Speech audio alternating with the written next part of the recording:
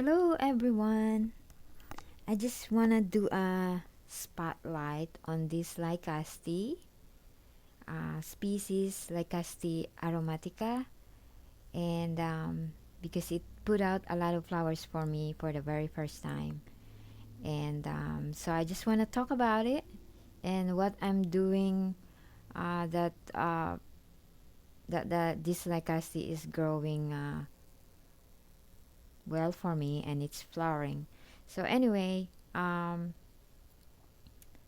this Lycaste, I got it from Readers in January 2020, and it seems like every time there's a Yami Orchid Festival, which is January, this is the time where it bloomed.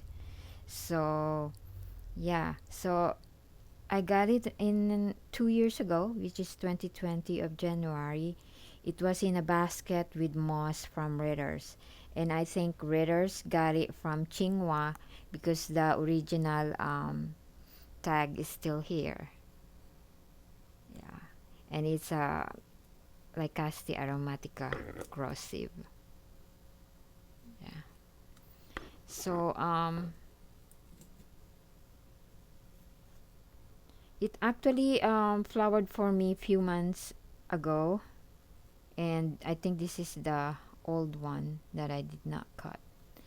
Um, a little bit of background with Lycaste aromatica. It is found growing on mossy trees and limestone cliffs in the oak forest of Mexico, Guatemala, Nicaragua, Honduras, and El Salvador at elevations of 500 and 2,000 meters. So this I grow this under my tree, in the big tree there, with my other Lycaste and Lycaste related kind of bulb like Lycaste in my angulua. Yeah, they're in there under the tree because they cannot be in a very warm temperature. So I kept them there, and while during growing season, you have to water them. So and maybe twice a week, and also depending on your media, um, it has to. Mine I use small bark, and you see those white ones are limestones, and then even the angulia, I think I mix it with a little bit of cut out sphagnum moss, just to keep the moisture in. But with this one, I end up I like to pot it in a shallow pot. So yeah. So this one, once it starts to bud and the temperature starts to drop very low, I end up putting them in the polytunnel, my new polytunnel there, and that way it won't blast. So, but then I kind of kept it there, and so the leaves probably that's why it's a little bit light green. It's getting a lot of bright light over there. And then I noticed that in a polytunnel, because it's warm and it's brighter, the buds form faster. And then when it blooms, the blooms also doesn't last because of the very bright light and warm temperature. But anyway, like Casti aromatica, which the name, as it says, aromatica is a very fragrant like Casti, and it's they say it's a cinnamon smell, and I cannot figure out the smell, but it is fragrant. Um, and this, because it has a medium size in the camera, it's picking up a lot of green, but it's actually lighter green, and yellow in the center. Yeah, yellow petals. um so because it is medium size, it makes up for the number of flowers. And unlike the others, if they have a very big flower, they only you only see a few of those flowers. And this one put out a lot, and I counted it, including the two bulbs there that's not open yet. And it's 15 um, spikes, and it's all coming from this recent bulb, just one bulb right there. See? And then there's like how many, like four old bulbs in the back. So as it opens, it seems like the ants cannot get enough of it. I think it has a sweet sap to it that they just stay there, and look, they just I always see them there.